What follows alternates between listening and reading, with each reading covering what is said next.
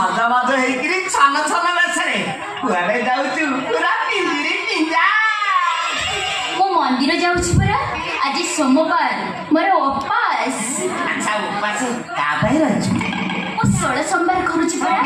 ଭଗବାନ କରନ୍ତୁ ମତେ ଗୋଟେ ଭଲ ବର ମିଳିଯାଆନ୍ତା କି?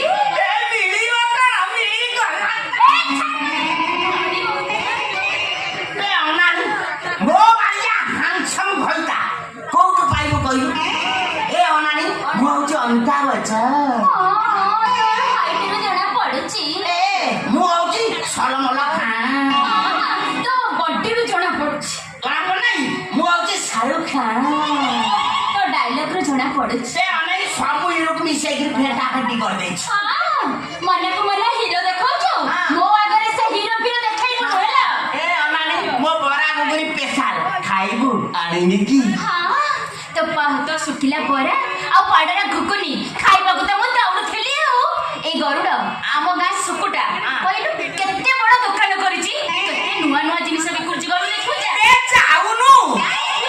ଚକୁଳି ପିଠା ଭିତରେ ଆଳୁ ଭର୍ତ୍ତା ପୁରେଇ ଦେଇ କହୁଛି କଣ ନା ଡୋସା। ଆବେ ସେଟା ଦୋସା ନୁହଁ, ସେଟା ଦୋସା। ହଁ ବା, ସେଇ ଡୋସା ନା ଦୋସା। ମୋ ବୋଉ ମାନେ ମଣ୍ଡା ପିଠା କରୁଥିଲା ଛେନା ପୁର ପୁରେଇକିରି, ସେ କେତେ ସ୍ୱାଦ ଲାଗୁଥିଲା। ଆଉ ଗୋଟେ ଜିନିଷ କଣ କହୁଛି ପିଜା। ଖାଇବା ଜିନିଷଟାକୁ ପିଇବେ କେମିତି କହିଲୁ କହ? ଆଜିକାଲି ମଡର୍ଣ୍ଣ ଯୁଗରେ କେତେ ନୂଆ ନୂଆ ଜିନିଷ ବିକ୍ରିଲାଣି। ତୁ ତ ମୂର୍ଖଟା, କଣ ବୁଝିବୁ କହିଲୁ? ମୋ ମୁଣ୍ଡରେ ଯେତିକି ବୁଦ୍ଧି ଅଛି, ମୋ ଦୋକାନ ଚାରିପଟେ ଯୋଉ ବଜାର ଲୋକ ବଉଛନ୍ତି ତାଙ୍କ ପାଖରେ ସେତିକି ବୁଦ୍ଧି ନାହିଁ। ହଁ ମୁଁ ଜାଣିଛି ବା ତୁ କେତେ ବୁଦ୍ଧିଆଟା ମୁଁ ଜାଣିଛି। ଆଚ୍ଛା, ମୁଁ ଗୋଟେ ପ୍ରଶ୍ନ ପଚାରୁଛି, ମୋ ପ୍ରଶ୍ନର ଉତ୍ତର ଦେଲୁ। ପ୍ରଶ୍ନ ଆଚ୍ଛା, କାହା ଆଖିରେ ଦିଟା ଆଙ୍ଗୁଳି ପୁରେଇ ଦେଲେ ତା ପାଟି ମେଲା ହେଇଯାଏ? କହିପାରିବେନି। ଯାହା ଆଖିରେ ଆଙ୍ଗୁଠି ଯିବୁ ସେ ତ ପାଟି କରି ଚିଲେଇବ। ଚିଲେଇବେ? ଆଉ ସେଇଟା ମଣିଷ ନୁହେଁ, ଜିନିଷ ପୁରା ପିଞ୍ଜିରି ପିଞ୍ଜା। କୋଉ ଜିନିଷ ମୁଁ କହିପାରିବିନି। ଶୁଣୁ, କଇଁଚି ଦେ। କଇଁଚି? ମୁଁ କଣ ଜାଣିନଥିଲି?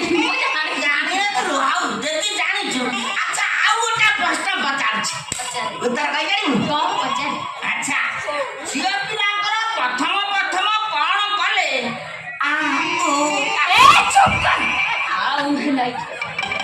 କାମ ସଇଲା ପରେ ପୁରା ଖୁସି ହେଇଯାଏ? ସେ ଚାଲାକିଆ କଥା